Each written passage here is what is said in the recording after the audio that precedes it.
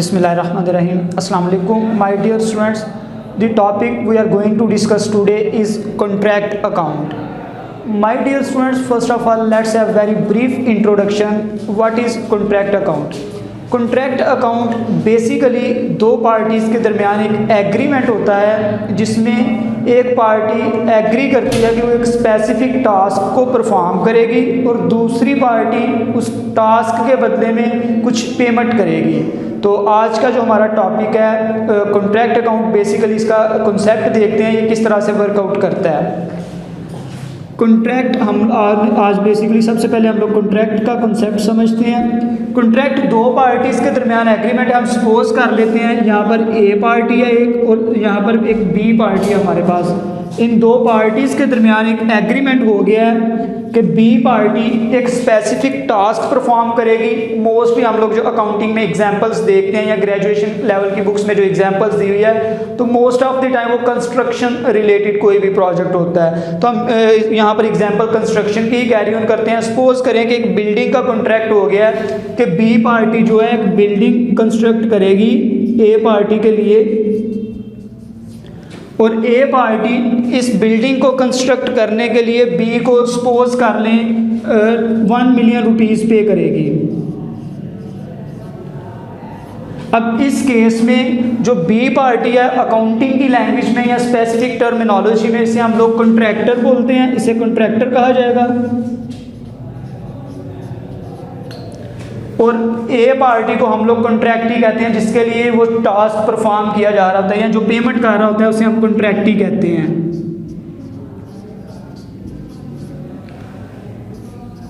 Okay my dear students, अब B party ने एक एग्रीमेंट कर लिया है ए पार्टी के साथ कि वो एक बिल्डिंग प्रिपेयर करेगा और उसके बदले में से 1 मिलियन रुपीस पेमेंट की जाएगी और ए जो है कॉन्ट्रैक्ट में कॉन्ट्रैक्टी का रोल पे कर रहा है। अब जो बी पार्टी है बेसिकली हमने जो जितने भी कॉन्ट्रैक्ट अकाउंट्स अकाउंटिंग में प्रिपेयर करने हैं वो बी पार्टी के पॉइंट ऑफ व्यू से या कॉन्ट्रैक्टर के पॉइंट ऑफ व्यू से प्रिपेयर करने होते हैं। ज़रूरी तो नहीं है कि जो बी पार्टी है उसके पास सिर्फ ए का ही कॉन्ट्रैक्ट है, मे बी पार्टी के पास इसी तरह के 4-5 और कॉन्ट्रैक्ट हों जिसमें सी डी एक्स वाई जी डिफरेंट पर्सनस के या डिफरेंट पार्टीज़ के कॉन्ट्रैक्ट हो सकते हैं। कॉन्ट्रैक्ट अकाउंट बेसिकली इसलिए बनाया जाता है जिसमें स्पेसिफिकली बी पार्टी ये फाइंड आउट करना चाहती है कि हर स्पेसिफिक कॉन्ट्रैक्ट से मुझे कितना प्रॉफिट हो रहा है। जैसे जो ए पार्टी का कॉन्ट्रैक्ट है उससे मुझे प्रॉफिट हो रहा है या लॉस हो रहा है, अगर प्रॉफिट हो रहा है तो कितना प्रॉफिट हो रहा है और लॉस हो रहा है तो कितना लॉस हो रहा है। तो इसी तरह से जितने भी कॉन्ट्रैक्ट इसके पास होंगे ये हर कॉन्ट्रैक्ट का सेपरेट जो भी प्रॉफिट या लॉस होगा उसे सर्टेन करने के लिए हर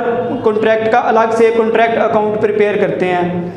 हम सपोज कर लेते हैं कि बी के पास डिफरेंट अकाउंट्स हैं या डिफरेंट कॉन्ट्रैक्ट्स हैं। ये इसके पास ए पार्टी का कॉन्ट्रैक्ट था, ये सी पार्टी का कॉन्ट्रैक्ट है, ये डी पार्टी का कॉन्ट्रैक्ट है, उसके बाद ये ई पार्टी का कॉन्ट्रैक्ट है। तो एट अ टाइम इसके पास मल्टीपल कॉन्ट्रैक्ट्स चल रहे होते हैं। हर पार्टी का अलग अलग प्रॉफिट या लॉस फाइंड आउट करने के लिए ये अलग से हर पार्टी का कॉन्ट्रैक्ट अकाउंट प्रिपेयर करेगी B party. Okay my dear student, जो बेसिकली कॉन्ट्रैक्ट अकाउंट होता है ये प्रॉफिट एंड लॉस अकाउंट से मिलता जुलता एक फॉर्मेट होता है और उसी से मिलती जुलती इसकी ट्रीटमेंट भी हम लोग कर रहे होते हैं जिसमें डेबिट साइड पे हम लोग एक्सपेंस रिलेटेड आइटम्स को लिखा जा रहा होता है और क्रेडिट साइड से जो हमें आउटकम मिल रहा होता है वो लिखा जाता है। जैसे trading and profit and loss account की क्रेडिट साइड पर हम लोग रेवेन्यूज़ को लिखते थे, तो जो कॉन्ट्रैक्ट से हमें आउटकम रिसीव होता है उसे हम लोग क्रेडिट साइड पर लिख रहे होते हैं। तो जो कॉन्ट्रैक्ट अकाउंट का फॉर्मेट है इसे हम लोग नेक्स्ट लेक्चर में देखेंगे। अभी बेसिकली कुछ बेसिक कॉन्सेप्ट्स हैं, उन कॉन्सेप्ट्स को देखते हैं। जो टर्मिनोलॉजीज बार बार इस चैप्टर में यूज़ होंगी उन बेसिक टर्मिनोलॉजीज को देखते हैं। ओके माय डियर स्टूडेंट्स, ये जो कॉन्ट्रैक्ट है हम सपोज कर लेते हैं कि ये 5 इयर्स का कॉन्ट्रैक्ट है। तो अब ऐसा तो नहीं होगा कि बी पार्टी 5 इयर्स तक वेट करती रहेगी कि जब ये कॉन्ट्रैक्ट कंप्लीट हो तो तब इसे 1 मिलियन रुपीस मिले। बेसिकली ये स्टेप वाइज जैसे जैसे ये 10%, 20%, 80% इस तरह से ये अपने कॉन्ट्रैक्ट काम को या जो भी इसका टास्क होगा उसे कंप्लीट करते जाएंगे तो साथ साथ ये पेमेंट भी ए पार्टी से रिसीव करते जाएंगे। लेकिन अब जब ए पार्टी बी को पेमेंट करेगी, सपोज हम कर लेते हैं कि जो ए का कॉन्ट्रैक्ट था बी पार्टी कहती है कि आपका 50% कॉन्ट्रैक्ट कंप्लीट हो चुका है। तो आप ऐसा करें, मुझे आधी पेमेंट कर दें, आप 50% पेमेंट कर दें। अब ए जो पार्टी है वो ऐसे ही पेमेंट नहीं कर देगी बी पार्टी को, क्योंकि ए पार्टी को अगर ये 90% बोलते तो ऐसा तो नहीं होगा कि वो फ़ौरन से पेमेंट कर दें। ए पार्टी किसी इंडिपेंडेंट इंजीनियर को भेजेगी, जिसने भी जो भी सिविल इंजीनियर होगा, जिसे कंस्ट्रक्शन रिलेटेड नॉलेज होगा, तो ये किसी थर्ड पार्टी को भेजेगी जाकर वेरीफाई करके आओ कि मेरे कॉन्ट्रैक्ट का कितना काम हो चुका है। बी पार्टी बोल रही है कि मैंने ए के कॉन्ट्रैक्ट का 50% काम मुकम्मल कर दिया है, लेकिन ए पार्टी जो है वो उस वक्त हम इससे एग्री नहीं करेगी जब तक वो किसी इंडिपेंडेंट थर्ड पर्सन को नहीं भेजेगी। ये थर्ड पार्टी जाएगी और वेरीफाई करेगी कि इतना काम हो चुका है या इतना काम नहीं हुआ। तो हम सपोज कर लेते हैं थर्ड पार्टी जो भी एजेंट को भेजा है, जो भी पर्सन को भेजा है वेरिफिकेशन के लिए अपने इंजीनियर को, उसने आके वेरीफाई किया है कि जो काम हुआ है वो अभी तक सिर्फ 40% हुआ है। बी के अकॉर्डिंग 50% काम हो चुका है, लेकिन जो थर्ड पर्सन आया, जो एक्सपर्ट ए ने भेजा है, उसने वेरीफाई किया कि जितना भी आपका कॉन्ट्रैक्ट था उसका अभी तक 45% वर्क हो चुका है। तो ये जो 45% जिसे अप्रूव कर दिया गया है, इसे हम स्पेसिफिक टर्मिनोलॉजी में बोलेंगे वर्क सर्टिफाइड।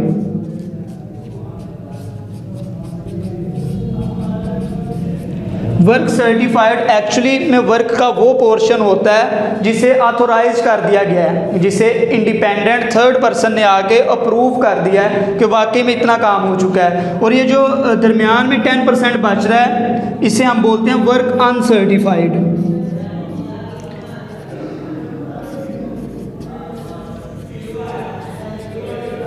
तो ये जो दो टर्म्स हैं, वर्क सर्टिफाइड और वर्क अनसर्टिफाइड, ये काफ़ी ज़्यादा यूज़ होंगे इस चैप्टर में, तो इसलिए आपको वर्क सर्टिफाइड और अनसर्टिफाइड का जो कंसेप्ट है वो क्लियर होना चाहिए। अब जो 40% जो वर्क है ये ओके कर दिया है थर्ड पर्सन ने या जो भी एजेंट था, लेकिन स्टिल जो ए पार्टी है वो ऐसा नहीं करेगी कि 40% की 40% ही पेमेंट कर दे, वो इसका भी कुछ ना कुछ अपने पास रिटेन रखेगी। मोस्ट ऑफ द टाइम ये होता है कि 70 to 90% पे किया जाता है और 30 to 10% जो होता है वो एज रिटेंशन मनी ए पार्टी अपने पास रखती है, जो आफ्टर कंप्लीशन ऑफ कॉन्ट्रैक्ट पे किया जाता है। तो मे बी ए पार्टी ने ये एग्रीमेंट किया हुआ है कि जितना भी वर्क सर्टिफाइड होगा उसका जस्ट 80% पे किया जाएगा।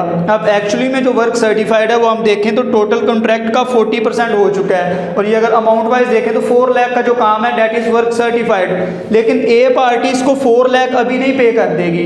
ए पार्टी इसे पेमेंट करेगी, मे बी इसका 80% पे कर दे, तो 40% का जो 80% है ये पे किया जा रहा है, इसे बोलेंगे कि इसकी पेमेंट हो गई है। बाकी जो रिमेनिंग 20% होगा इसे हम बोलते हैं रिटेंशन मनी।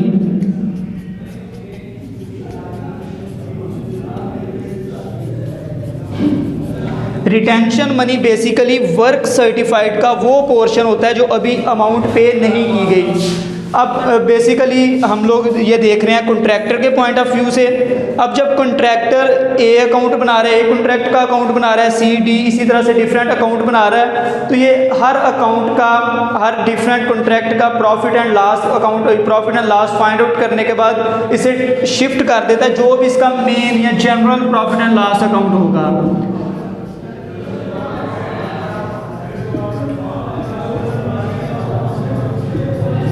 अब हर कॉन्ट्रैक्ट से जितना भी प्रॉफिट हो रहा है ए को, वो कहाँ ट्रांसफ़र करेगा? General profit and loss account से, जहाँ पर एक कंबाइंड स्टेटमेंट बनेगी जिसमें सभी कॉन्ट्रैक्ट से फ़ायदा आ रहा है। तो ये सारे का सारा प्रॉफिट ट्रांसफ़र किया जा रहा है general profit and loss account में। लेकिन माय डियर स्टूडेंट्स, एक कॉन्सेप्ट हम लोग अकाउंटिंग में देखते हैं जिसे प्रूडेंस कॉन्सेप्ट या कंजर्वेटिज्म बोला जाता है।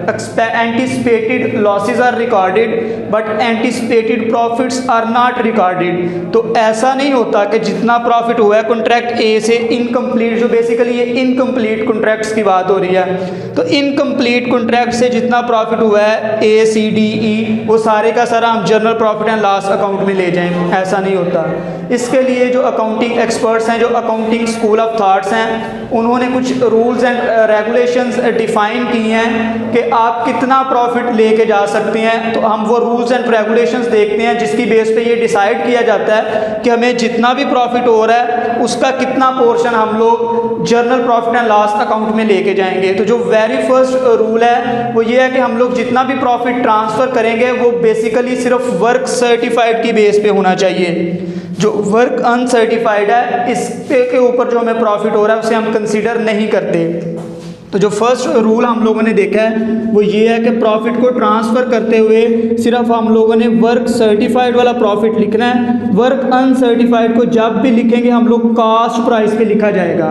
ये फर्स्ट रूल था कि सिर्फ वर्क सर्टिफाइड वाले लेंगे, जो वर्क अनसर्टिफाइड वाला होगा इसे हम लोग अपने पास हमेशा कास्ट वैल्यू पे लिखेंगे, इसका प्रॉफिट अभी हमने कंसीडर नहीं करना। ये रूल नंबर 1 था।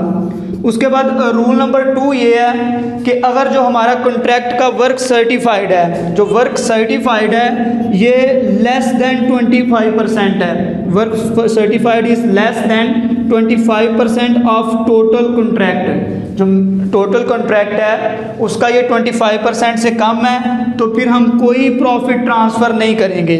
यहाँ से हम journal profit and loss account में बिल्कुल भी प्रॉफिट ट्रांसफ़र नहीं करेंगे जब तक ये वर्क सर्टिफाइड जो है टोटल कॉन्ट्रैक्ट का 25% से कम होगा। उसके बाद रूल नंबर 3 जो हम देखते हैं उसमें यह है कि जो वर्क सर्टिफाइड है वो 25% से तो ज़्यादा है, that is greater or equal 25% but less than, लेकिन ये 50% से कम है। जो रूल नंबर 3 है उसमें हम लोग देख रहे हैं जो वर्क सर्टिफाइड है 25% के बराबर है या ज़्यादा है, लेकिन 50% से कम है। इन अदर वर्ड्स ये 25% और 49% के दरमियान है। तो फिर हम लोग जो प्रॉफिट को ट्रांसफ़र करेंगे कॉन्ट्रैक्ट अकाउंट से journal profit and loss account में, उसके लिए जो फार्मूला यूज़ किया जाता है वो मैं यहाँ पे मेंशन कर रहा हूँ। जितना भी हमें उस कॉन्ट्रैक्ट से प्रॉफिट हो रहा है उसका 1/3% हम लोग ट्रांसफ़र करेंगे, और ये रिड्यूस्ड बाय कैश रिसीव्ड, जितना हमें कैश रिसीव हुआ है उससे हमने इसे रिड्यूस करना है,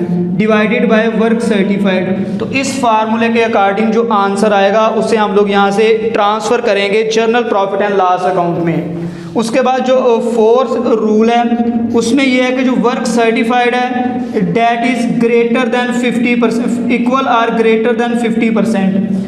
अगर ये 50% या उससे ज़्यादा है तो अब हम लोग जो प्रॉफिट एंड लॉस ट्रांसफ़र करेंगे वो सिंपली यही सेम फार्मूला रहेगा, प्रॉफिट मल्टीप्लाइड बाय, यहाँ पर 1 की जगह पे 2 कर देंगे। पहले 1/3 कर रहे थे रिड्यूस्ड बाय कैश रिसीव, अब हम 2/3 रिड्यूस्ड बाय कैश रिसीव को ट्रांसफ़र करेंगे यहाँ से journal profit and loss account में। तो आपने सेम फार्मूला लिखने के बाद जस्ट यहाँ पे 2/3 कर लेना है, और यहाँ पे आ जाएगा हमारे पास cash received divided by work certified. और लास्ट वाला जो 5th वाला पॉइंट है उसमें हम लोग सारे का सारा प्रॉफिट ट्रांसफ़र कर देते हैं अगर वर्क नियर टू कंप्लीशन हो, टोटली कंप्लीट नहीं हुआ वर्क लेकिन नियर टू कंप्लीशन वर्क में हम लोग सारा प्रॉफिट ट्रांसफ़र कर देते हैं, reduced by contract price and work certified.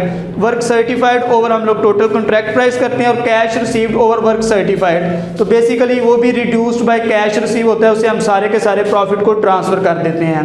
Okay my dear students, this was all about from basic concepts of contract account. इंशाल्लाह नेक्स्ट लेक्चर में हम लोग कॉन्ट्रैक्ट अकाउंट का फॉर्मेट और इसके ट्रीटमेंट से रिलेटेड कुछ कॉन्सेप्ट्स को देखेंगे। तब तक के लिए अल्लाह हाफिज़।